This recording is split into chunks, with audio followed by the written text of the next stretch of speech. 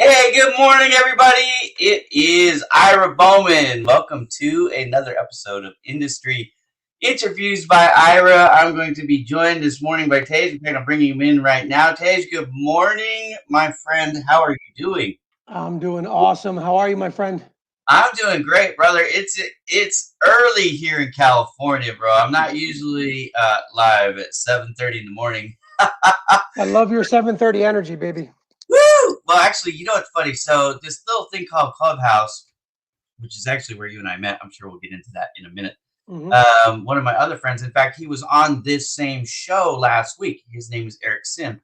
He invited me onto a Clubhouse this morning at 5:30 a.m. Jeez. And I said, no way, bro. But I'll tell you what, I'll do my best to be on by 6, and I made it. But I worked till 1 o'clock in the morning last night. See, when you love what you do, you're not working, Ira. You're living proof, baby. I'm living the dream, man. It is what it is. My wife said I wouldn't. She said even if I didn't have to work, I'd still do this. So it is what it is. It is what I love to do. So we're going to talk about you today, not me. So enough about the Ira guy. All about the Tej today. Let's do this. Let's. I'm sure there are people who is Tej, right? Mm-hmm. So if you don't mind, let's just start there. Let's start. Introduce yourself. You can pretty much have as much time you want, but typically I ask people try to do it in 2 or 3 minutes just to keep it moving along. Sure. Thanks for having me, Ira. You are just an awesome individual. I want to say that for the benefit of the crowd. This guy is just a good soul, helping other good people do good things. So having said that, I appreciate and am honored to be here. So Tej Brahmbhatt, who am I? I am a lifelong corporate and investment banker. We've helped companies grow. We funded everything from small startups all the way up to $1 billion multinational, grow, hire people, and do very well. So that's the exciting part, right? But really what I found in the last 10 years from mentoring people and from coaching people, that's not really so much what I love as it is the art of sales, business, client development, and helping other people succeed. So I focus on client-facing professionals who want to become better at what they are. That could be attorneys, corporate bankers, consultants, management consultants, but I love the art of mastering how you influence a human being mutually so they want to come back to you. So that's who I am. That's what I love. I love talking, negotiating, influencing people so they want to come back to the table over and over again. And that's, in a nutshell, me. Yeah, no, exactly. And beyond that, you're also gregarious and you're interesting, and you have a spirit of wanting to help others, which I have already seen. I don't typically go from meeting somebody to inviting them onto one of my shows within, I don't know, I think it was 48 hours.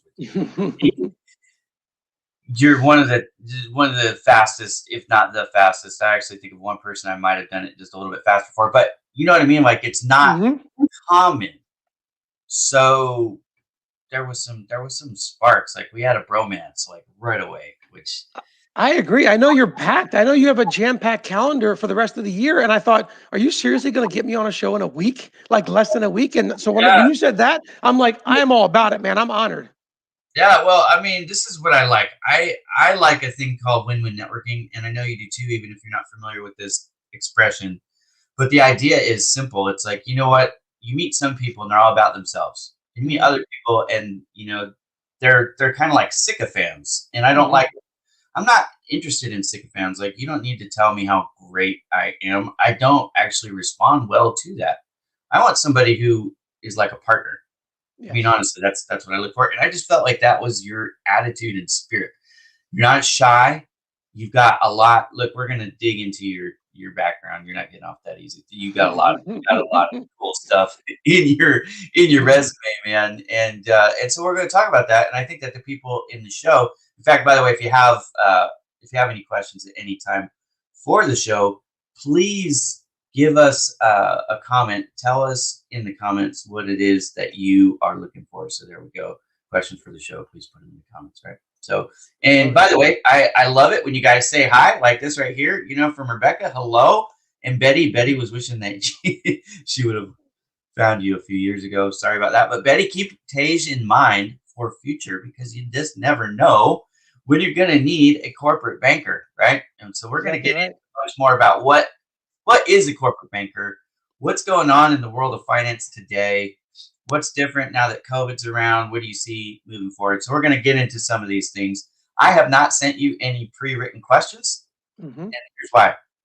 The show can go a million different ways, and I'm cool with any of it. So if you guys have comments for Tej, now's the time. Get them in because I do FIFO around here, first in, first. Well, that's actually FIFA because it's first in, but asked instead of out. But anyways, I will do that. And Betty said that she's gonna definitely keep you in mind, so that's cool too. All right. So, Awesome. anyways, so that's why you're here so fast. So for those of you who are trying to make an impact or connect with me, look, I get about 100 connection requests a day. It's tough for me to accept them all.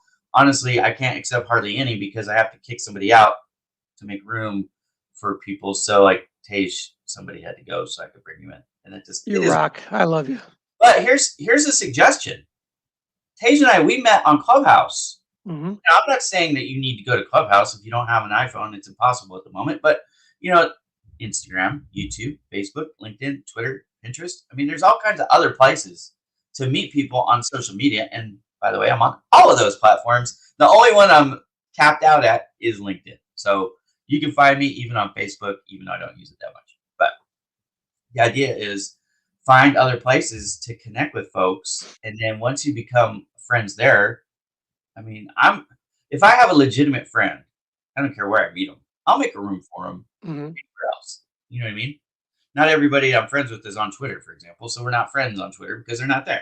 But if they were there, I would connect with them on Twitter. You understand what I'm saying? Exactly. So that's the power of. In fact, that's what we were talking about in Eric Sims Clubhouse this morning. Kind of like what's the thing with Clubhouse, and why are people on it? Well, I like it for a variety of reasons. One of the things is it seems to be people are more willing to let down their guard a little bit, and I Yes. like that. And we met in a room like that, where it was drop the veneer and tell people a little bit about your struggles and the Hmm. success that you found through it. And so I think it was authentic relationship building. I think is actually was the title of that room, right? Yeah. Lauren Speak. Acosta and Billy and a few of the others, and so I like that. I like when people are not trying to be plastic Barbie doll, Hmm. everything everything perfect. So maybe let's do this, if you don't mind. Yes. One thing from your past in your career. Let's keep it professional. Maybe it Hmm. was a mistake or it was an opportunity to learn because you thought this and then it turned out to that, and maybe you got some egg on your face, but it's helped you be better. Anything like that that you can share that maybe my audience can also draw from and get better too. Sure. And I love being put on the spot. I think I usually shine on the spot, but this is a tough one. So I'll use a recurring theme. Okay. The one thing that I've always learned when you're sitting with pretty complex clients and, long sales cycle, meaning you're sitting talking to them over a period of months and years, you're never prepared as much as you think. Okay. You don't know the client or prospect as well as you should. So, no matter how much I preach about client selection and research and due diligence, practice is one of the things I preach about everything. Be prepared, prepare for the worst, prepare for the best, and everything in between.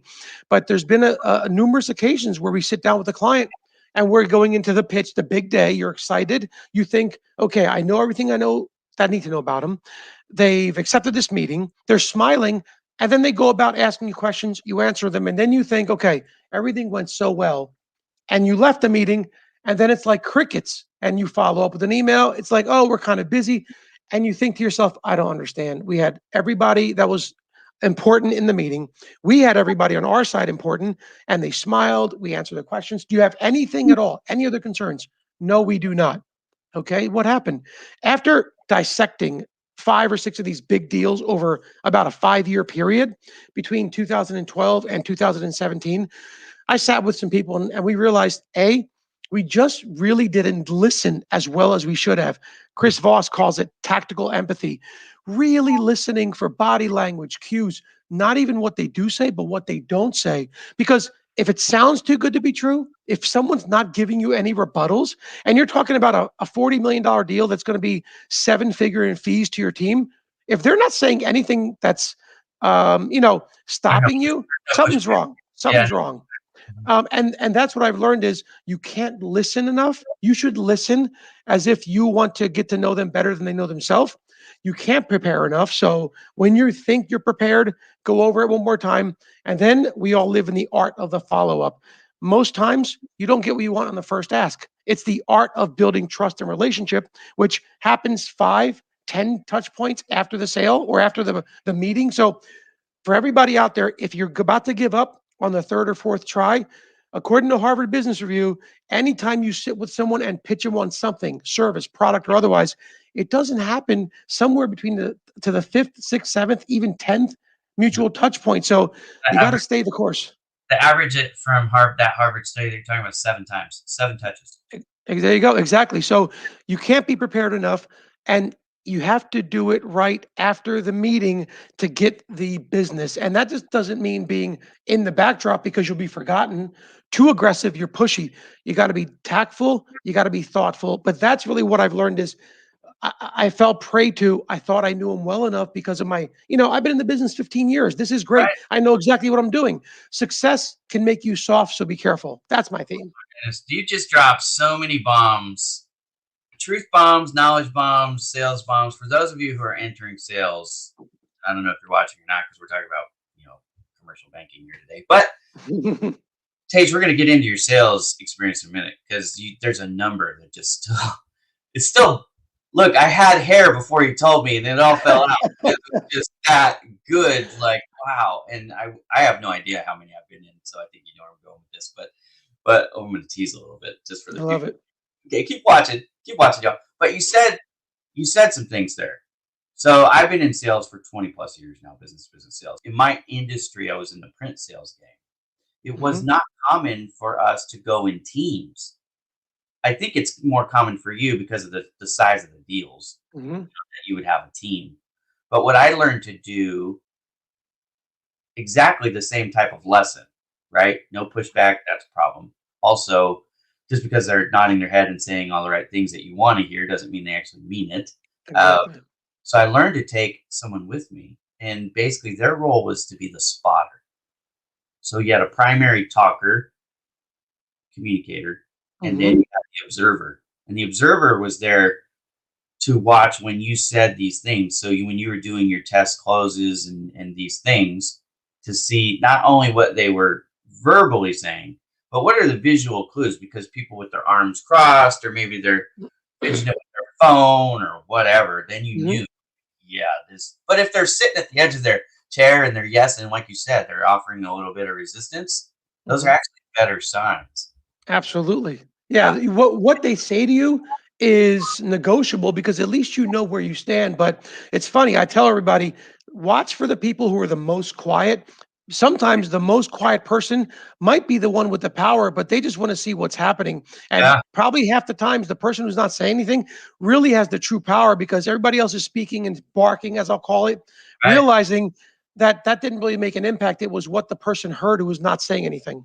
Well, and this is part of what you're saying about make sure you're researching your customer, your Hmm. prospect before you go in, because you should know who everybody is in that meeting visually. Like you should look at them. They shouldn't have to say, "My name's Ira," for Right. you to know that's Ira, right? LinkedIn and all these other things. They're go to their go to their business website. I mean, if you ever go into a meeting like that and you haven't Mhm. perused, I mean, really gone over their website, their team page, and those kinds of things, you're Mhm. falling down on the job, right? So when You've I already put the nail in the coffin. Yeah. right, right, because somebody else is going to come in because you probably have competitors, right? They're going to come in and they're going to wow them because of what they know about that company before anybody says anything. That's part of it, right? So make sure you're selling to the decision maker. You know That's what I mean? exactly right. Big $40 million presentation, and then the decision maker is not even in the room. And then what these guys got to go and sell them. And I promise you, they're not as good as salespeople as you are. They don't know your product as well as you do, and they certainly don't know how it's going to benefit their company as well as you should. Right? If you don't, then again, you're not doing your homework. So I'm making some presumptions there, but anyways, that's No, what I that's perfect. that's what I learned in the print business. I couldn't sell commercial finance to save my life, but But but the themes are the same, right? sales is business sales. I think business to That's consumer exactly right. obviously is a little bit different, but that's my experience too. So that's again, that's why I like you so much because we speak a lot of the same thing, even though we're on different worlds. Now I've kind of migrated over to the social media and the marketing Mhm. space as my primary role, and sales isn't necessarily my primary function anymore. But anyways, I love the lessons. We do have a question, so I'm going to Sure. pop over to this question because I think this actually will help a lot of people. And frankly, to kind of ask what I did anyways. So it makes me not look as bad for asking you to tell us your worst experience ever. Maybe I'm still a jerk, but I try not to be. All right. So Betty wants to know how long did it take you to get where you're at? What obstacles did you have to overcome to get where you're at now? And if you could do it without dropping that nugget, because that nugget's the next question. Okay. You know, you know what I'm talking about. We have Yeah, we have this thing going on. You guys don't realize it, and it's funny because again, we've only known each other I think a week or so, and you know we can mind melt. I feel like I'm talking to my bestie here about all the struggles we've been through for the last ten years, man. That's what I feel like. So I guess the best way to put it, how long did it take? Right? Everything's a constant shift. So for me, it's being able to adapt and move the bar. So wherever I am at today, I'm already moving the bar for tomorrow. So if you ask me a week, a month, a year from now, that bar is already moved. So it's a constant learning is the best way to put it for Betty is when I was a cold caller on Wall Street at 22, it took me 3 years to get out of that hole of I'm making minimum wage. I need to build, build, build. And I was literally just making $400 a day. If you ask me then, it felt like forever, my entire working lifetime. So it took me a few years to go from cold calling analyst to junior partner in about 3.5 years of working 85 hours a week. Right. So So everything's a moving target. in dog years, you're like 78 already. Absolutely. And it Uh, took me my lifetime at that time, right? So there's so many obstacles. I mean, obstacles, the way I look at that, Betty, is obstacles are every day. So it's not one obstacle because they shift. The obstacle is I've hit this next level. Oh my God. Now that I'm at the top of this mountain, there's 15 other obstacles I didn't see. You climb the next one and you're like, wait, there's 30 more. That's the right, difference, right? Constant right. obstacles, constant adaptation. That's 100%. This is the thing that I've learned, right? For all of you out there who are wondering, life is not static. It's always in motion. So whatever the success formula was for our journey to get where we are now doesn't mean that's the same formula today. I mean, it's moving. So you have to, there's so many variables, but some things are always going to be true. And I'm going to ask you the question that I've been teasing for a minute, because then I'm going to back up and ask you a more basic question. So Sure, sure. nothing in my lifetime will ever substitute for experience. Okay. Mhm. Experience is king when it comes to being successful, in my opinion. As long as you're taking the time to learn from it, right? There's opportunity to be successful, anyways. Hmm. You have been in sales for a long time, Hmm. but this number of meetings, sales meetings, negotiations is staggering. Now, part of it makes more sense when you consider what you just said. You were working for 3.5 years, 85 hours a week. Hmm. That's 2 weeks plus overtime Hmm. for most people. You know what I mean? Yep. So most people, if they work 42 and a half hours a week, they're like, "Eh, I'm tired, man. All right. So, Tej, how many negotiations have you been a part of in your career to date? I do know face to face, meaning sitting in a boardroom, sitting in the client on site or our office. It's somewhere between 15 and 17,000 actual pitches, which, if you think about, breaks down to somewhere between 2 to 3 every day, 5 business days a week, roughly, if you calculate that out. Some days I've had as many as 6 in an insane day. Sometimes you have one or none, but it's about 15 to 17,000. That's just face to face. And then that's discounting calls, follow-ups, and everything else over the last 22 running years. I just want to just sit on that for a second so that people will.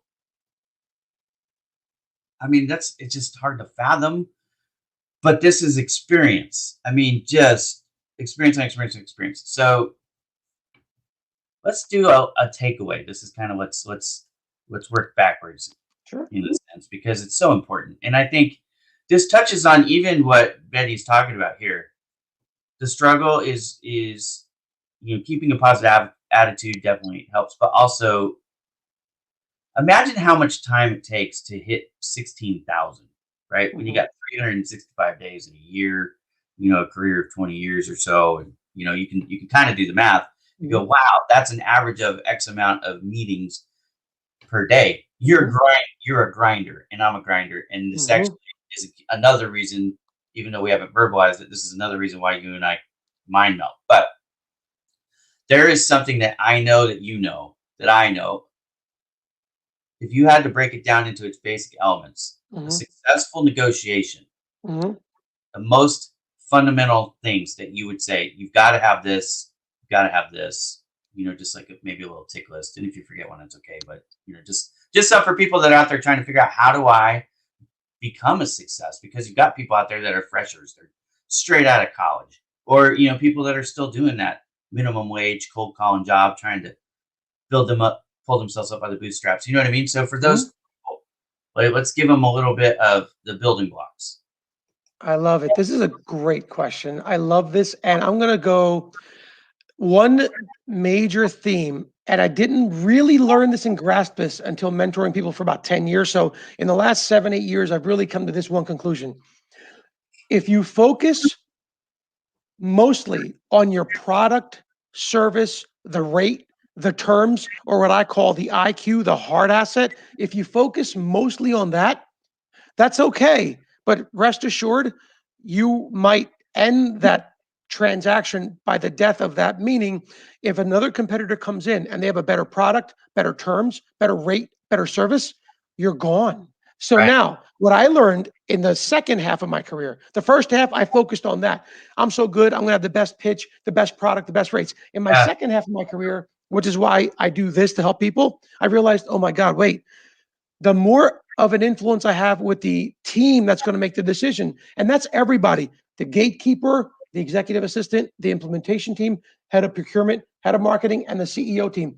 The longer I took to develop a relationship with them, I used to think there's something wrong because it's taking me 12 months to get in front of them. And then I realized that was the magic. The greater impact I had with them from rapport and trust building, the easier my meetings went. And I'll tell you, frankly, I don't have the best rates. We end up coming in the highest expensive rates, and our terms aren't even as good as some of our competitors. But guess what? Those deals we won easier than when the transaction was better tightly wound by me, but we lost to something that we couldn't control. So for everybody out there, focus on the human you're dealing with. And if you have a closer relationship and impact with them, that'll allow you to not worry so much about the product, service, rate, or whatever you're pitching. If that makes sense. 100%. So just in case people missed it, relationships over what your business offers is important, but if you're not building those relationships first, that's the foundation of success. And I don't care if you're in sales and marketing and branding, whatever it is that you do, that is true because you have internal team, you have external team. Be always working on building relationships everywhere. And that includes, and this took me a while. You said it took you half your career, right? Hmm. So this took me a while to figure out too, because I did figure that out relatively early with the decision makers. Hmm. What I didn't think about was everybody else.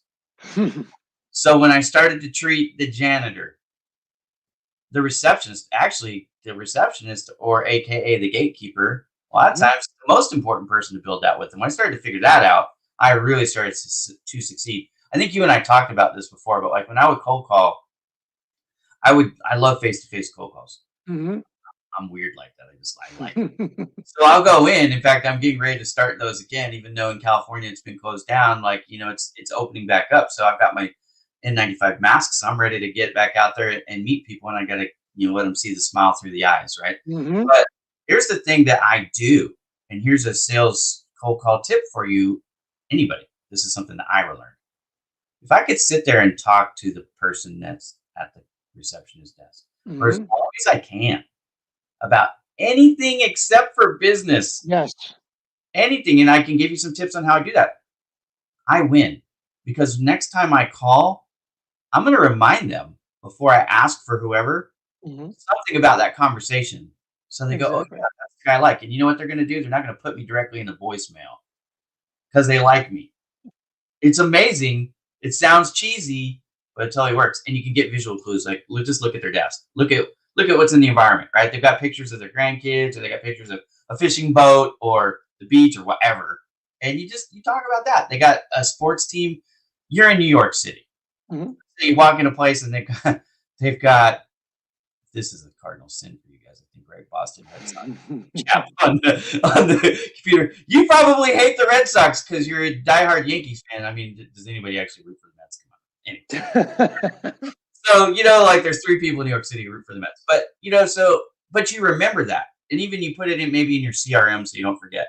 But then when you Yes. call, you bring that up. You say, "Hey, you guys took it to us this last series. You took two out of, well, that doesn't happen, right? When the Red Sox beat the Yankees 2 out of 3, I'm just saying. Anyways, well, you can say, "Hey, good game," right? Whatever. Okay. But then you have this connection. You know what I mean? It goes beyond what you were talking about, your product. Anything in relationship based selling for anybody who's selling a service, especially B2B, if it's relationship consultative based, the less I sell, the more we get. It's funny, Right, right? So we don't really sell, we serve. And the less we talk about the transaction, the more transactions we get because it's about the rapport building, which is where all the magic is. It's not the product because everything's a commodity. I'm kidding myself if I think in a 4 block radius of in Manhattan and Midtown where our office is, there's right. 40 or so banks. Are we kidding to think that we have the best product or service? No.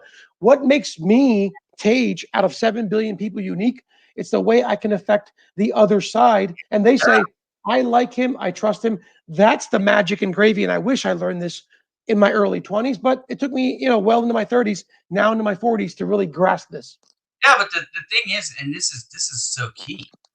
You're not only the only person, or you're not okay. So let's just go back 4 square blocks, 40 banks, whatever it is in Hmm. Manhattan. I'm surprised it's not more than that, but okay. Let's Hmm. let's go with your numbers because you're the expert.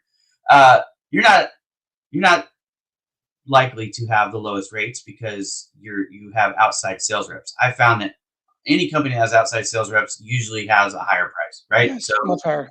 okay, so we already know that before we even start the job. I don't know why salespeople ever get surprised that they're not the cheapest. Well, you had to bring on your overhead, so All that's right. why. And plus, you bring experience too. What about the experience you bring? If you bring 20 years experience, you're going to be at the top end of the expensive Right, range. right. So let's just talk about this from just a sales mindset, so everybody gets this right. You're not going to be the cheapest. You're also not Hmm. going to be the only person calling on them. Like you You didn't just, find the buried treasure underneath the X, that's down 6 feet. Like Exactly. everybody knows they're there. So if you're surprised you have competition, why?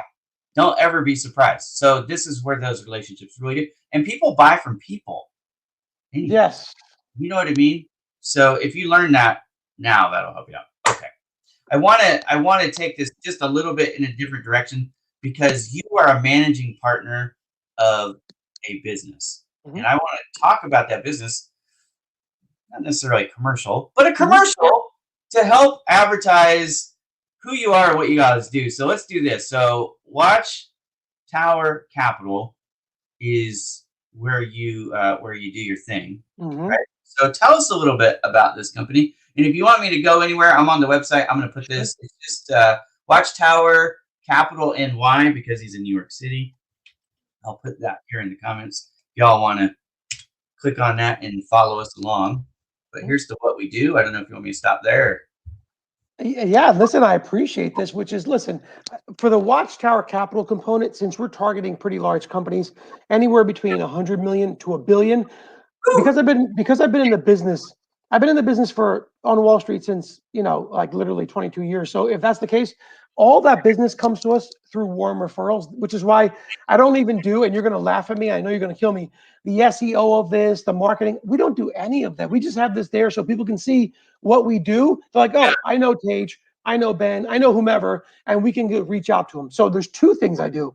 Watchtower Capital is what I've built over, I worked at Bank of America and Wells, but we launched this about 4 years ago because we're on our own so we can help others build their companies without the bureaucracy of the big banks. But really, it's a twofold benefit. That's what we do and who we serve.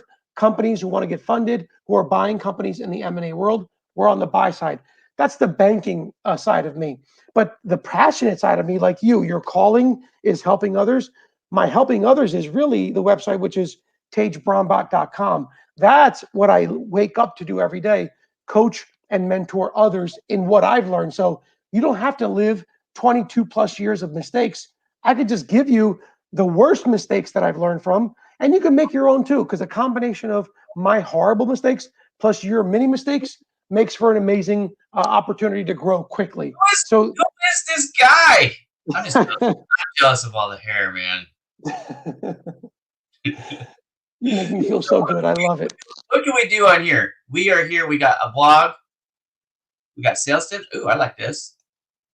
Yeah, this is basically a website to get free thought leadership. I love sharing like you do. You go on here and you can talk about here's 50 or 60 things I've learned to help your presentation skills, to help you pitch better, whatever it might be. I wanted to throw it on there for the benefit of others.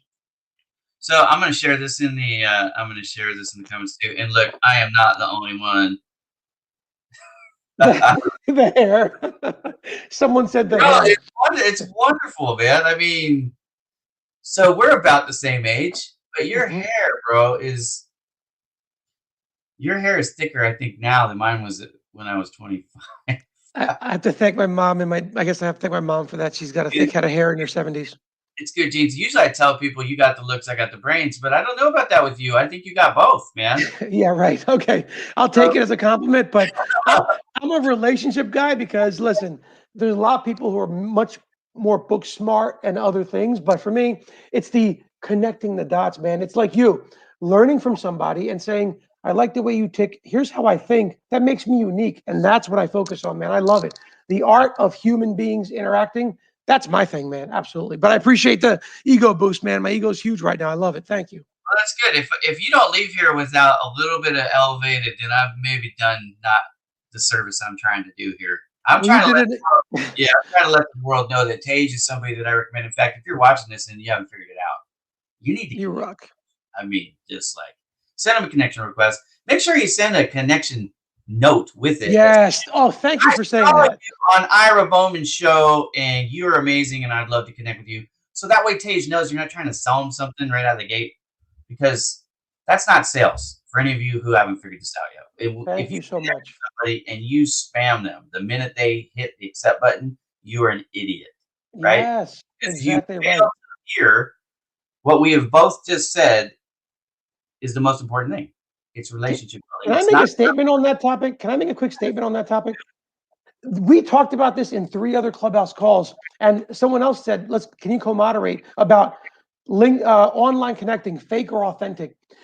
If you're authentic, then you automatically are fake, even if you're not trying. Meaning, if you sent me a LinkedIn connection request and we may have spoken once 4 years ago, I don't remember. If I don't remember you, I'm not gonna connect. So that's not fake per se, but I might think of it as fake. So, like Ira just said, send a note and make it relevant. If I reach out to, even with you, Ira, we met on Clubhouse. I sent you a connection request and said, Ira, awesome topic on your Clubhouse call, even though it was 2 days ago. You want to make it real. And when you do that, guess what? It makes it real. It makes it relevant for the other person. And that's how you should operate in everything you do, whether you're selling, not selling, and everything in between. Make it authentic for the other person, not yourself. Yeah, 100%. And like for you, it was flattering that you thought I might not remember you because I did. But but some people do that. They'll send me a note. I had a guy the other day. He sent me a connection request. Somebody I met like Mm-hmm. 10 years ago, and he actually sent a note, but it was kind of like it rubbed me the wrong way because it was very arrogant. And he's Mm, like, "I knew you before you were famous," and all this stuff. And I was like, okay. I'm not famous, man. I mean, yeah, I have a significant following, I guess, but there's plenty of people who have 10 times, 100 times what I got. I'm I not. will say for everybody listening, I knew I had heard you had like a good following, but you have like almost 200,000 LinkedIn followers. That's insane, dude. On LinkedIn, that's like saying like 5 million on another platform, dude. That's huge. But it's funny. So sometimes people, they tell me that they're LinkedIn experts or whatever, and then Hmm. I say, well, what makes? I don't even know what that means. Like I teach people how to use LinkedIn, and just full disclosure on irabowman.com. That's my coaching site. I teach people how to use it, and I have for a few years now. But I wouldn't say I'm a LinkedIn expert. I know a lot of good things. Like I can help bring people along. The very first thing you have to do is figure out what you're trying to accomplish because it's not the same strategies, obviously, depending on what Hmm. you're trying to do. But I hear these things from people, and it kind of makes me giggle in some ways. Another way, I mean, but I think sometimes it's just people have different ways of expressing it, so they're not necessarily trying to be True. arrogant or whatever. No, So true. I learned this in philosophy in college. In philosophy, the first thing you have to do is you have to agree on the terms, the definitions of these words, Hmm. because Hmm. sometimes you say influencer. And I don't ever want to be called an influencer because, Agreed. first of all, I just think that that's a icky thing. But some people mean it as a compliment. So, if we can agree what the word means, then maybe it won't be icky to me. Right. Well, see, you're an influencer because you're helping people. People Right. who self-tout themselves as an influencer, because the word influencer 10 years ago was a huge definition and it was iconic. Now, an influencer is that's what you are just because you've done one thing, not so Yeah. much impact people. Right. Well, I'll tell you what my goal is on social media is to be large on all of them. I think because I'm not famous, I'm not a billionaire. I haven't done anything to write a book about, in my opinion. Mhm. So that those things, like if any of those things were true, maybe then an influencer would make sense to me because I Mhm. I think I have a definition like you're talking about that's more 10 years ago, like uh, Eminem or Bill Yeah. Gates Oh, or yeah. Simon Sinek, any of these guys, right? Hmm. Those Hmm. are influencers to me, like legitimately. They don't need Oprah Winfrey doesn't need to come on LinkedIn and get 9 million followers or whatever to prove that she's a billionaire. You know what I mean? Exactly. Hmm. Right. Okay. So you understand where I'm going. I'm not any of those people. I'm not even like holding their shoes category. You know what I'm saying? Hmm. Hmm. So that's how I think of myself. But one of my goals to help, in social media, if I really am what people are trying to make me out to be, okay, then it'll be on YouTube, it'll be on Twitter, it'll be on Instagram. Hmm. And now I have thousands of followers on every platform. So, I've got a little bit of a foundation. But like Twitter, I'm at 3,000, and YouTube, I'm at 8,000, and Instagram, Hmm. I'm at 14,000, Right. Pinterest, I'm at 3,000. You know what I mean? So it's Hmm. not like if I was 200,000 across the board page, then I would go, okay, well, maybe there's something there, but there's a long ways to go. But I mean, it's good to have goals. And that's one of them that because I am in the social media space. I mean, some people say, Ira, why do you, buck teeth, bald head, I'm 5'8", I'm nothing, like, you know what I mean? Why social media? Why these goals? Aren't they just arbitrary? Like, well, no, I actually that's how I make my living, and I help my clients on social media. So Exactly. I think you can have a deep impact as people get to know you. You can have a deep impact because, look, you don't know exactly how and what I do, but our synergies are so similar in how we go to market, quote unquote. It's yeah, how we serve someone. So whether it's a $1 billion company that we're trying to fund, or whether you're selling, like you said, in the print world, the way you affected that gatekeeper, the way you then affected the decision maker, the chemistry of that does not change at all. It's the identical oh, it looks like it us. locked. There you Yeah, go. yeah, it locked up there for a second, but Okay. I'll give you guys a real world example of that. You want a real world example? So 15 years ago now. Wow, 15 years ago, company I worked for in Las Vegas. I worked there for 2.5 years. One of the people I met there was in the account. She was the accounts receivable person. And as you know, in sales, Hmm. that's usually the person who calls you and says, "Hey, buddy, you're you're late. they haven't paid, and you need to call them." And now you go from being popular to unpopular real fast as a sales. Okay, so a lady that I worked with for 2.5 years, 15 years ago, Mhm. we were still friends. You know what I mean? Like friends. Like I know what's going on with her kid. In fact, Exactly. her kid is in high school right now taking design courses, and Hmm. she asked, "Can you help him out with some Photoshop and some Illustrator stuff for his high school course? He's struggling." Hmm. You know what I mean? So Hmm. that's when you treat people like people. Exactly. It's long lasting, only because so many people fail to do it. It's seen as rare. Because you focus on the person. I always say the mutual win is the only one. So in your case, that's the mutual win, meaning, like I said earlier, it's the other party wants to come back to you more and more and more. You know that old adage? I want to say one thing. People always say, I can sell ice cubes to an Eskimo.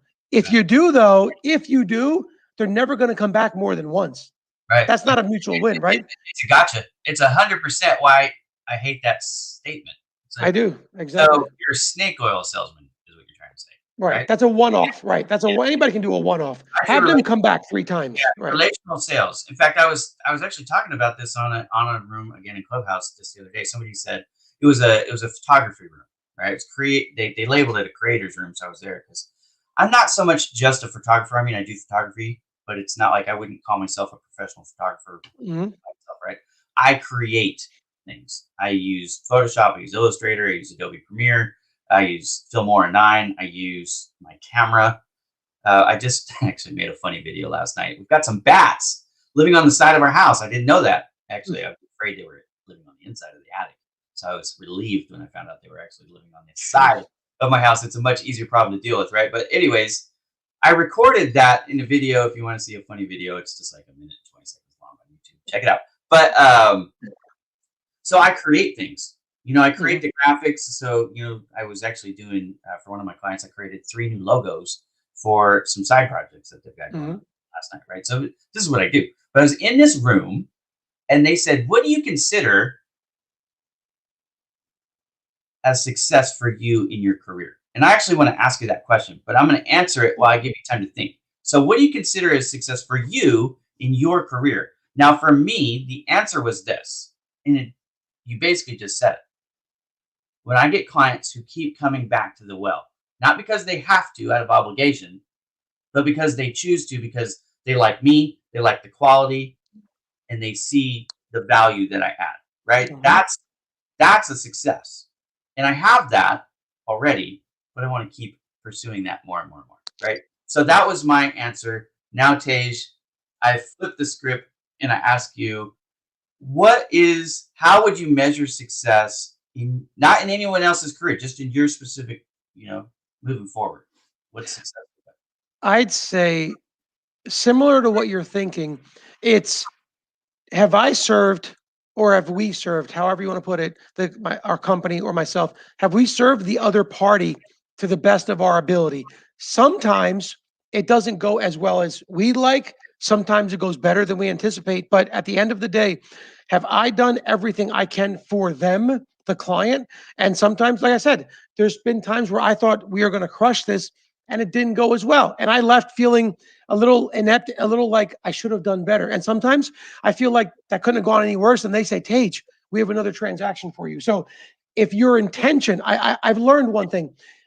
Again, my first half of my career, I focused on the outcomes. I would reverse engineer my life professionally based on the outcomes. I realized recently, and someone brought this up and I articulated it differently now. I focused on my intention. As long as my intention is what I'm focused on, the outcomes will follow. So success is, did I do everything I intended today with the client? If that's the case, then I won't worry about the income. Yes, of course, we want to worry about the bills, the check coming in, and everything else, but it will kind of, it's axiomatic. It will line up if your intention is pure. So there's the answer. If your intention is right when you get up with your client, the rest should work itself out. Yeah, no, I 100% agree. Okay, so let's do this.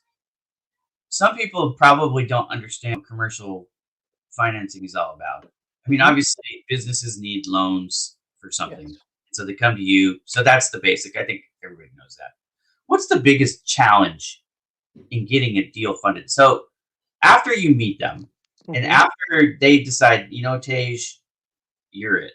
We're gonna do a deal with you. Mhm. You've got a proposal that they've already kind of agreed to, obviously, because they pick and choose. But what challenges do you face? How can people help themselves be a better customer? Maybe that's the way I want to say that. But That is a amazing question. The best way to put it is I'll kind of give you the insight of what we do. So when we worked at Bank of America, one of the large banks, we were the funder, meaning we were the direct lender. So we would not only advise them, but we would lend off our own balance sheet.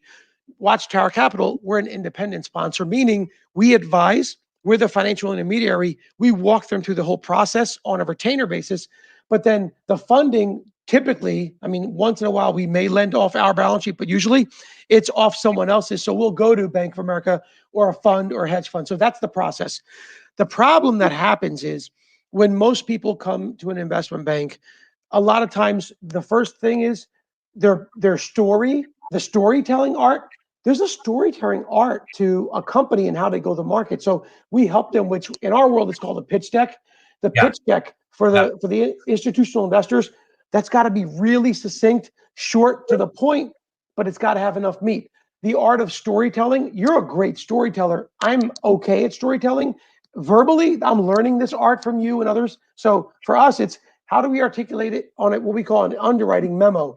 That's what we do. So we'll help them with the art of telling their story. So a lot of times companies are good at what they do.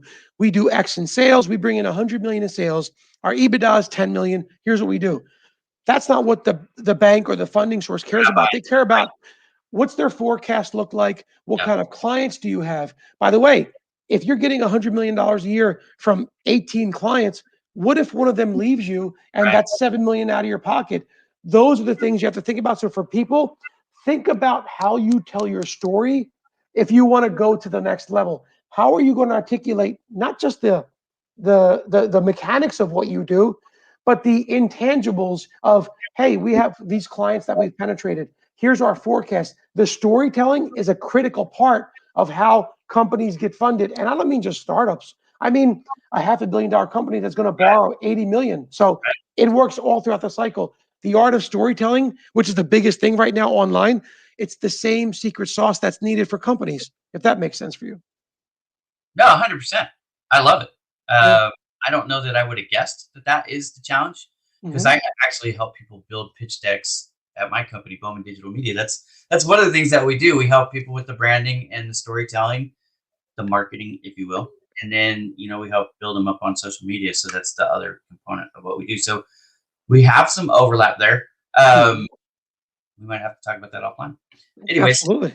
um, since COVID started, Hmm. a lot of people that I've brought on this show or talked to off of the show have said there's been a paradigm shift, significant shift because of the lack of face-to-face meetings, working in the same building, whatever. That's changed their acceleration. it's disturbing the process, and that disruption Hmm. has predicated some change, right? Hmm. And anyways, the manufacturing space, I've seen it with e-commerce, for example. For your industry, for Hmm. commercial, what have you seen, if anything, that's been a major shift since COVID's kind of taken over?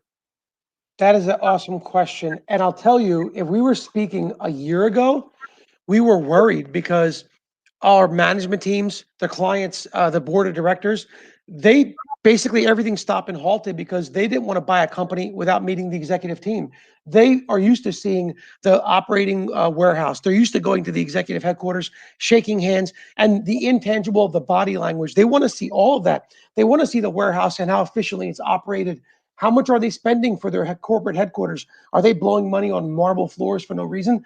All Right. that ceased and desisted because we weren't doing because of COVID. I will tell you something happened. The market got really bifurcated between the haves and the have nots. Why? People who got comfortable with upping their game on virtual selling or virtual presentation, Yeah. those people catapulted themselves eons ahead of those who aren't comfortable. So we have some clients that say, Tage, we're not comfortable on Zoom pitching our clients. Can you help us? And we do because that's what I do. But for the other clients, they just went a couple years ahead in trajectory because they basically did these meetings with their prospective board of directors. They allowed themselves to get comfortable with having these conversations this way. And I'll tell you, it's been a huge shift for a lot of companies. Q1 and Q2 of 2020, most of the M&A world saw a drop in activity. I'll tell you right now, for all my peers and us, the last, I would say, trailing 3 to 4 months, we've been busier than I'll say historically in my career than I've ever seen because Yeah. now this Yeah. is the new way of doing business. So if you're on board with this new way, even when COVID lifts and everything goes quote unquote back to normal in let's say a year or two, half of our meetings are still going to be virtual selling. And that's what's shifted. The companies who are on board virtual selling are going to be that much better for when things lift. That's what we're seeing. So you actually just kind of preempted my next question, the follow-up question to that, which I've been asking everybody. And I think you're right. Actually, I think you've underestimated how much virtual will still be in effect. I'm thinking Mm-hmm. the new paradigm, which will be again another shift, because when the world is relatively safe from COVID, and I don't know that it'll ever be completely safe because I think it's going to be kind of like the measles. We're still going to Yes. have to get vaccinated on a regular. You know what I mean? It's not Agreed. going away. It's just we're going to figure out how to minimize the risk, right? So I think Mm-hmm. there's smart people working on that. Don't ask me. I don't do these things. But when it's safe for you and I to like get in a room and I give you this big bear hug because I'm going to do that the first time we see you, just forewarning. I love uh, it. yeah, so I'm gonna grab you, I'm gonna hug you. That's what I'm gonna do. Because I like you, you're my brother already. So, anyways, Likewise. I think people will do more of this virtual stuff more than ever before because there was a myth, right? The myth was you can't be effective virtually, Mm-hmm. right? We have to be in person. We have to have all these big buildings. You say the marble floors, and look. I used to live in the Bay Area. I've seen the most extravagant offices. Mm-hmm. Looking at you, Facebook, I'm looking at you. Mm-hmm. These are some of my former clients, right? Apple, they don't let them off the hook. I remember when they built Cupertino, just so everybody knows. This is not new. But the one thing that I've seen that you said, there were and it seems like it was either the really small companies or the really large companies were Mm-hmm. able to make this pivot. And I almost hate this word because it's so negative, Yes. but adapt to the changes and adjust kind of quickly. The small guys, because well, there wasn't a lot of overhead required to switch. Mm-hmm. The enterprise companies, because they had the deep pockets to Mm-hmm. absorb the millions and millions of dollars it took to change the overhead and structure costs, absorb the changes. But the medium guys seem to be the ones who had to kind of drag their feet because they didn't have the deep pockets. They had to get approval from people like Tej to get that loan so they could fund the infrastructure change so they could get everything set up right. I mean, So that's true. so. But moving forward, everybody's used to working remote. Here's a theory that I have, and I would like to ask your opinion Mm-hmm. because you're in the world of finance. A lot of these businesses, these corporations, don't own their buildings. They lease them, commercial Mhm. leases, so forth. Do you think it's a hypothetical question? And I mean, this is just your opinion. So everybody, this is not like written in stone. Mhm. But do you think that people will, for the most part, start downgrading or even getting rid of those and moving? So a company that maybe is used to having 100,000 square feet or 1 million square feet, Mhm. in the old days, and let's say their lease is not up for another couple of years. But when it comes up, whenever that is, you think they're going to downshift, or you think they're going to keep that up? Because the overhead is a huge, obviously, consideration when you're talking about the overall books. Absolutely. I love how thoughtful you are in every question. I love how you make it relevant, regardless of the fact that you don't even know my industry, but it's all overlapping. That's an awesome question. And I've had this discussion every time, and I have 5 or 6 video meetings a day. Half of them are investment banking, panel, or whatever. The same thing comes up. What do you think is going to happen with our expenses? What are we going to do end of this year into the next couple of years? I do genuinely believe the what we call it middle market companies, which is really any companies doing less than 1 billion in sales. So they're Right. not so huge like the big banks of the world where they have unlimited budgets, but they're bigger than the smaller guy where they employ a few hundred employees and they are cognizant of their expenses, but they have some pockets. So we've asked a lot of these companies, and they've clearly said most of our team is not going to into the office. Therefore, if we have not been in the office for the last year, we're likely going to downsize. We're not going to get rid of necessarily, but downsizing the office is going to be critical for 2 reasons. One, you're shaving that expense, which is unnecessary now. And as we're seeing, not required. But what they're doing is redeploying that capital. And they've asked us, what do you think? And we Right. said, redeploy that capital for better technology for your employees at home. So upgrade their laptops. They're actually even paying, upgrade their laptops, get them the next level of Ethernet or whatever it might be for the house, things like that. And what happens is you're more closely connected because if you're give your employees the ability to work from home when they wish, and then if there's a small co-working space, co-working is huge. If there's a space to go into for client meetings that you want to go into, that's a nice option. And I think that makes for better employee satisfaction. Guess what? I think this makes from a top down, everybody's going to be happier that way if they know I can go in for meetings or I'm going to work here because we have to pick up the kids or whatever it might be. We don't have any kids, but I don't have any kids. But if you do, you have more flexibility to do what you want to do. So that's an awesome thought. And yes, I do believe most companies are going to be smarter about where their money goes, especially as it relates to square footage and real estate, for sure. Yeah, and I think here's a couple of ideas that I've had, and I didn't create these ideas. I've seen some of this stuff, and so I've been exploring it in my mind. Mm-hmm. Subleasing. You're in Mm-hmm. a 100,000 square foot space, and you've got a 3 year lease left. You can sublease that out as long as it doesn't breach your own contract. Mm-hmm. You know, and bring in some tenants. But when they do downsize, which I think a lot of people will, I think this. I mean, I don't need a crystal ball to be able to figure this out, right? Why wouldn't you? Yeah. So why wouldn't you, right? But you could, like you're saying, redeploy the funds, which definitely I've thought about. But one of the things I've thought about, because it's tough when some of these amenities, like let's go back to the Googles or the Facebooks of the world, these enterprise Mm-hmm. companies, even Salesforce Mm-hmm. and some of these other places in San Francisco that I've been to, they have huge buildings. But one of the things, the reasons why people like to work for them, besides just the name, because you're working for Mm-hmm. the amenities, the ping pongs, the lunch carts, and all that stuff. So one of the draws has been the perks. Well, imagine you are used to that, the Mm-hmm. gym membership and the bowling alley, and all, I mean, you'd be amazed at what's in some of these buildings, man. I'm I telling agree.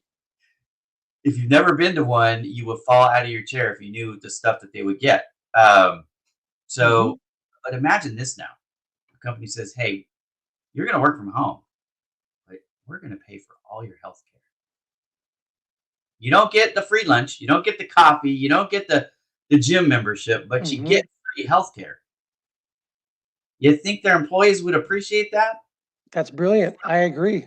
It's just again, it's just thinking different. You've got resources that are not being allocated in overhead that were being allocated because when you have all this stuff, if you have a big building, if you go from 1 million square feet down to 100,000 square feet, and there are cases where that can happen easily. Mm-hmm. Now you're not paying for not only just the building space, the office space, but all the other stuff. And people can think easily about the air conditioner and like the power. the Hmm. electricity.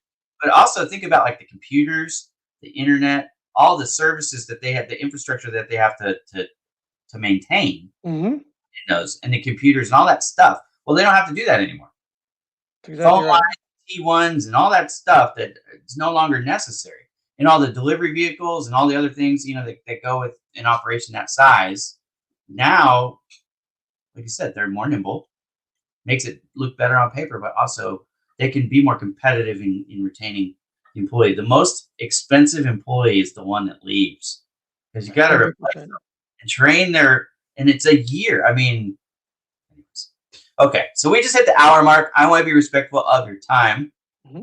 Also, we've covered quite a bit of ground here, but there might be something that I missed that you would like to talk about. So I just want to give you like open mic opportunity, 3 minutes, Ooh. 5 minutes, whatever you'd like, because Hmm. again, we're on borrowed time here. So I want to I want to be respectful of your time, but I don't have anything I need to do like right this second. So I'm here with you. Hmm. So anything that you want to talk about for the next 3 to 5 minutes, man, just lay it on us. You know what I did, man? Yeah, I know how awesome you are. So I allocated 90 minutes to you because you're awesome. I You're the man. learned so much. I forget how much what I want to share. I love learning from you every time I speak to you. Been on 2 calls with you and this, so I'm learning a ton. So thank you for real, honest feedback and conversation. So I love that, right? You and I cherish the conversation. And for anybody who's out there, listen, one thing I want to start with, and there's a couple of points I want to quickly cover in 3 minutes, but really is a lot of times you hear, well, I'm not in sales. I beg to differ with everyone. If Oh, you're not selling something, listen up, you're probably the one getting sold. And I don't mean that in a bad way. The word sales has a bad connotation depending on who you talk to. You think of like the used car salesman. So forget sales, whether you want to call it influencing negotiation. If you're not selling, someone's selling you, meaning whether you're 8 years old, me at 8 years old, I want to go out. I had an extremely tough mother. I had to sell her on why I want to go out for 2 hours, and she would sell me on why you're not going out. So from that all the way up to what you and I do, it's influencing somebody, right? But the better you do it mutually, the easier your outcome. So think about this. I'm in long sales cycle, corporate banking. Whether you were in print before or whether your podcast interviews that you're doing, there's two things in everything. I call it the EQ and the IQ. Again, I'll go back to it. The IQ is the hard asset. It's your podcast. It's the questions you ask. For me, it's the money we allow the clients to borrow. It's the terms and everything else. That may or may not win us what we want. The EQ, right? It's the why and the how, the delivery of everything, right? So, Ira, you ask amazing questions, but if you asked these questions and you were like this, I have a great question for you guys. What do you think of this? And then yeah, that's great. I've been There's on that. no I've been energy. on that podcast. I've been interviewed by that guy. And there's no energy, there's no Right. conviction. Why do they want to listen to you, right? Because if they don't feel, at the end of the day, if you don't feel something, no one's going to care. So for me, the clients, and a lot of times clients will say, I love the word energy gets thrown around. I love your energy because if you're not, the old adage, do it big or go home. If Right. I don't do this podcast big, if I don't do my meeting big, I'm going home. So remember, how you deliver and why you deliver goes Yeah. back to your intention. If your intention is good, and I hate the word pure, but if your intention is, I want to accomplish this with this person or team, if that is everything you want to do today for each and every individual, people will smell the BS. They don't Yeah. care about the product, service, or otherwise if they believe in you. And that is an international, all encompassing theme that's worked for me for, I I think didn't that's huge. realize, Yeah. 23 years. That's one of the things that makes us human. If we get, 100%. we all have a BS meter. Some of them work better than others, but we all have one filtered. Yeah. Um, but if you don't think the person you're talking to cares about you, you're not likely to purchase from them. I mean, sometimes you have to because you have no other choice. You have to. There's a difference. But Right. the difference between have to and want to, I don't need your business. I want your business. I don't have to buy. I choose Right. to buy, right? Remember what I was talking about. My definition of success is to get those people to want to buy from me repetitively and to keep coming back. If you're in a have to situation, like, okay, here's a quick story. I was driving to the Bay Area 3 weeks ago, and my van broke down in the middle. Closest dealership was 60 miles away. There was one guy in this town of Coalinga that could, quote Mhm. unquote, fix my car. Mhm. Well, guess who got to fix my car? I had one choice. You know what I mean? Like the Exactly. alternative was to schlep it 60 miles with a tow truck and rack up a $1,000 tow bill. So I just let the guy fix it. Well, turns out he didn't do a great job. Guess where my car is right now, Tage? Right now, Oh, geez. dealership here in my town. But I didn't take it back to him because it Terrible, was right? it was a have to. You know what I mean? That was a have to, not a want to. I That's didn't. the I can sell ice cubes to Eskimos. That's the have to. That's different, right? But Right. if he had served you well, I'll flip it back on you. If he had served you really well, you may even pay a little bit more. And I'll challenge the cheapest person. If he served you really well and you liked him, wouldn't you probably have gone back to him to get a quote on fixing something else if it happened? If he served you well, right? So I actually talked to him because the initial conversation was good. Hmm. And I said, "Hey, look, I live down in LA. You're up here in Coalinga. It would be cheaper for me to fly you down and have you stay in a hotel and service my car if something else goes wrong than it would be for me to tow the car up here." Hmm. And he goes, "Oh yeah, I'd be willing to do that." Right. So I'd already thought about, because I give people the benefit of the doubt when I Hmm. meet them. Right. So I had already set that stage. I could have Hmm. picked up the phone and said, "Hey man, I'm gonna bring you in." And anyways, I didn't. I didn't even call him and ask him if he was available because again, that's not the way it turned out, which Nope. is bad. But See, anyhow, he doesn't get the art of it's sales is one thing, but the art of sales is what I call it. The art is where you bring in the EQ, the art of whatever it is, the art of towing, the art of corporate banking, the art of podcasting. You know what? There's your next topic, baby. The art of podcasting by Ira. You can teach others. I don't know about that, but it is true to back to your point about everybody's in sales. Because again, if the guy had just used a little bit of this rapport building and then done a good job, because you have to have quality at the end of the day. At least you have to deliver what the client expects. So based Mhm, on what you say, then you need to deliver. And that's actually where he mostly fell short, was mhm. promised the moon and then the results are far short, right? You didn't even get past the sky. So my In a wife, world, my wife is in, irritated, to say the least. I mean, in a world of instantaneous access and immediate gratification, why would someone want to go back to this person? That's the difference of good Yeah, and great. When yeah, everybody can access what I know in 13 clicks of a button, what can they not do by getting immediate access? That's the art, right? right, So, 100%. And just to reemphasize what you said, people will remember what they won't remember what you said. I mean, I don't remember what we talked about the first time or even mhm. the last time, but I remember that I left that conversation feeling like Tage is amazing and I can't wait for Tuesday. Likewise, I I'm not remember how you made me feel. How yeah, I'm you, not an early morning riser. I'm just not that guy. Like, for all the things people try to make me out to be, mhm, don't anybody get this twisted. I am mhm. not fond of getting up early, only because I'm the opposite guy. I stay up so late and I work so late. Like, I'm Same here. legitimately tired. Like, if you get up at 6 a.m. or 4 a.m., and I know people who do that, but they go to bed at Mhm, like 9 or 10. You know what I mean? It's like, yeah, if mhm. I can't sleep for 8 hours. I never have been able to. So I know some I'm a people. 5-hour guy. Yeah, Yeah, I'm 4 or 5 hours, and that's all I need. So same here. what did I do last night? I went to bed at 1:30, and I got up at 5:30. Right, and so there you go. But Mhm, because I was at working again at 6 a.m., but I wasn't excited about it. You know what I mean? mhm.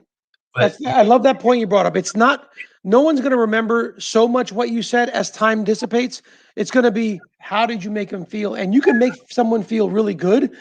15 years later, they're like, "Oh my God, I remember you from so and so," right? That's the point. it's 100% the point. 100%. Okay, last tip. I want you to give any. Ooh. Okay, so but this one, it's not the typical like say something whatever. Here's what I want to do. Mhm, Unexpected tip that has changed your life. Right? So like we hear things from people sometimes, like you have two ears and one mouth, use them in that, right? I mean, there's all kinds of tips. mhm, Some of them you hear it and you go, man, that just doesn't even sound right. Hmm. but you try it and then it's like, whoa, life changing advice. Do you have anything like that? It just caught you off guard and you're like, I don't know about that one. Like I would give you an example. The first time I put salt in my dessert, I'm like, no, man, that's it's the opposite of what you would want to do because it's sweet, That does not sound weird. salty. But I'm gonna tell you, they're gone now, so I can't show you. My friend sent me the Reese's Big Cups with the pretzels in them. Right? I've been Hmm. talking about this for the last couple of weeks. Oh, that's awesome. Bear with me. So I love pretzels. I love peanut butter. I love chocolate. How can you go wrong? I'm gonna tell you the thing that surprised me about that, and it was the best part because it was unexpected. Hmm. There was little grains of the salt that had come off the pretzels, but it was just in the peanut butter. So we were taking a bite, and there was no pretzel, but you hit a piece of that salt, and it was just like ting, and I my tongue like goes, yes. that. So now I'm like, maybe I would want it without the pretzel and just salt, not full salt. I mean, you know what I mean? They're accent notes. So I mean, there's like a picture analogy of what I'm looking for. Do you have something like that? I love it. By the way, huge sea salt dark chocolate fan. So yes, mind blowing. Yes, I love it. Um, that's a really good question, and I'm going to have to think about this later to make a really good one. But I'll give you something that I kind of did, but never thought about it this way. And I thought, oh my God, this is what I've been doing, but I never thought about this. Yeah, And yeah. someone said, my take is, but here's what they said: build relationships before you ever need them. Oh And yeah, I thought, build relationships before you ever need them. Hold on, wait a minute. That doesn't make sense. Oh, wait a minute. Hold on. What did I talk about if at the beginning of the podcast, right? When I built relationships before we pitched someone, before we talked about product, I let them know who I was, the mhm, thought leadership that I brought, and said, here's my industry, here's what I did. And I practiced that, but I never thought of that. And I was speaking to somebody I was mentoring, and I said, hey, if I say this to you, what does it mean? Build relationships before you need them. He's like, that sounds kind of dumb. Why would I? And then we walk through what I said, and he goes, mind blown. So build relationships before you need them. If you do that, you're never going to go hungry. You're already plugged your 2022 pipeline, and I can almost tell you how much you're going to make next year because I've already built the relationships for the future, if that makes sense. There you yeah. go. And there's two ways I want to tie this together for people who don't understand this on social media. I see this all the time. Why would I need to use LinkedIn if I'm not looking for a job? Because they still think of LinkedIn as a job searching tool, Great which point. it is a great tool to use to search for a job. No doubt, LinkedIn is the best. So let's just get that out there. But Hmm. there's so much more that you could do on LinkedIn, and you should, frankly, be doing on LinkedIn. Hmm. If you're only using it to search for a job, that's why it's taking you a year to find a job. Exactly. And to say that if you do what Tej just said, and you build these relationships before you need them, then when Hmm. you do need help and you put out the bat signal, guess what happens? More people are responding. And to your point, you're gonna about how much you're gonna make in 2022 because of these relationships you're building. Guess Hmm. what? I would be willing to bet a lot of the sales don't even come from those people. You know what happens? The referrals come from those people. Oh, we didn't even talk about that. Build the relationships, and then they like you, so you don't even have to pitch them ever. You can educate them about Yes. what you do, and then they go out and they are finding people for you. How? Because they hear people saying things like, "Hey, I need to find a commercial lender because Hmm. our company wants to build a new building, or we want to buy a new bus, Hmm. or Hmm. do with the money, right?" And then they say, "Hey, I know a guy who's amazing," and this is how they say it, right? He's amazing, and he's funny, he's smart, I trust him completely. His name's Tej. You should talk to Tej. And so they sell you like they're selling you as this, incredible person. And then when they meet you, they already feel like they trust you. You have that natural built-in trust already, and that is such an advantage.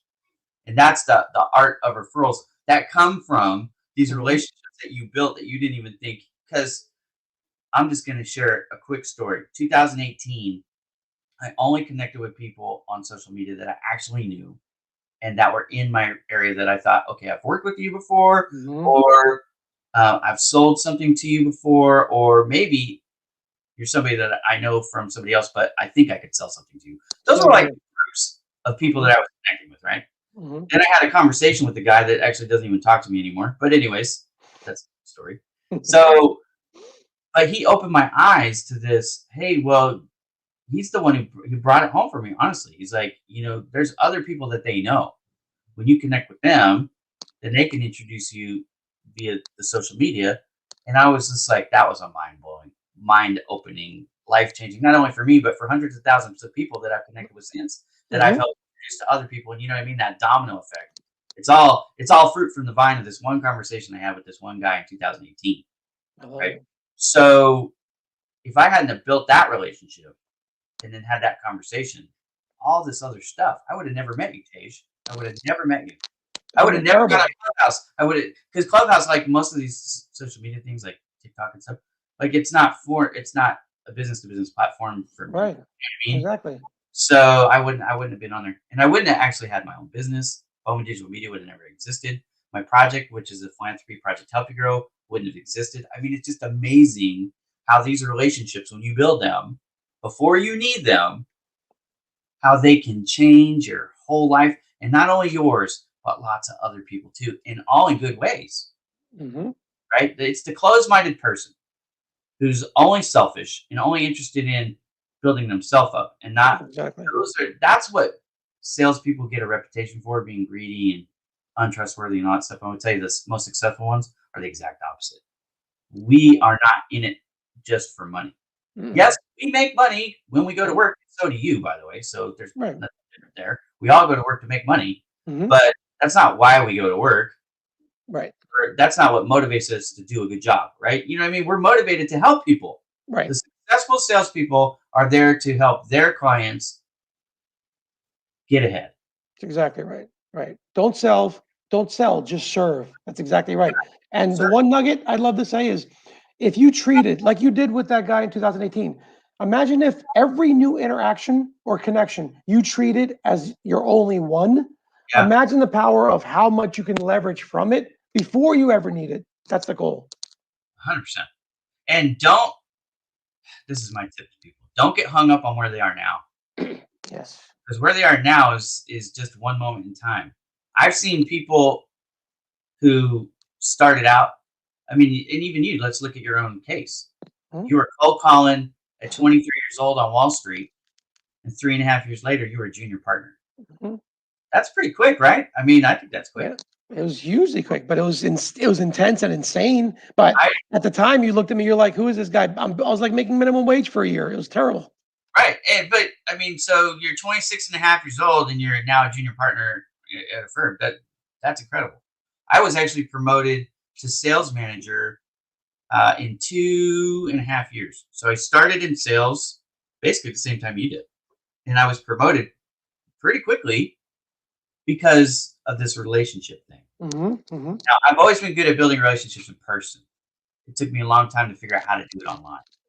And I don't know why I had that disconnect in my mind, but I did. Like, social media to me was not a place to meet real people, because Right. I was always told it's all fake, it's all fake, it's fake. And yes, if you look for fake, you can You'll find fake. find fake. Exactly. But if you look for real and you learn to spot the real, Yes. and birds of a feather flock together. So Hmm. you hang out with more people who are showing their buck teeth and talking about their flaws, and guess what? Exactly. Before you know it, you're in a room full of people that are not afraid to show their warts, and those are the people that I hang out with.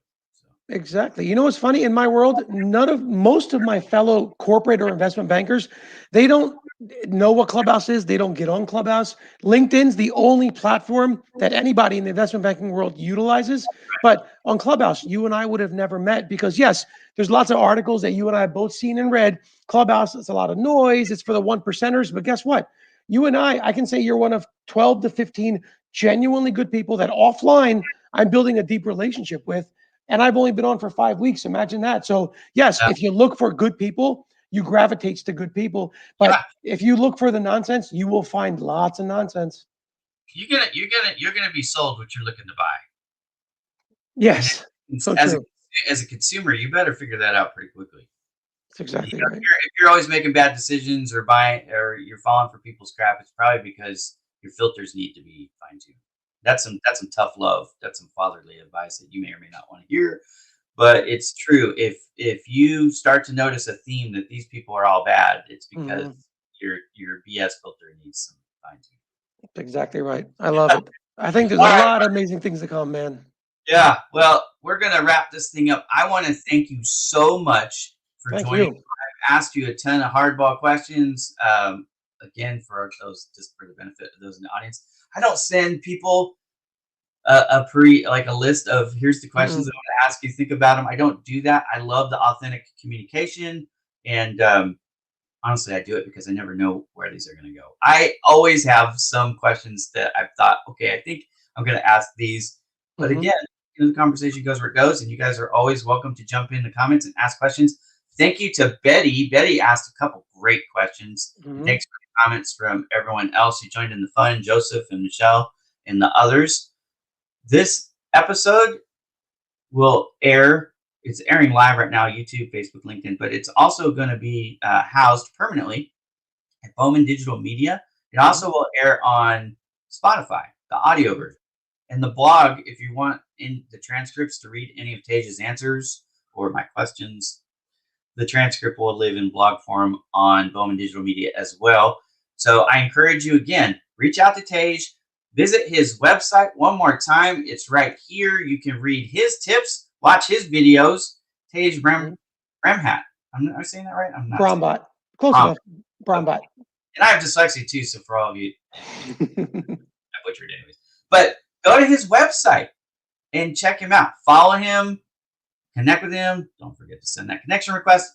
Let him know that you saw him here so he knows that he didn't waste his hour and 21 I minutes. love it. Thank you for having me, man. I was so nervous, but I didn't know what questions you're going to ask, but you're so good at what you do. I loved freeballing this with you, man. This was awesome, man. Thank you And for having me. I'm honored. it's been my pleasure. Thanks to all of you for watching, and we're going to turn on the music and bounce on out. So thank you so much. Have a great day, everybody. If you need anything commercial finance, reach out to Tej, and if he can't help you directly, I'm sure he can point you in the right direction. Thank you, brother. Thanks, man.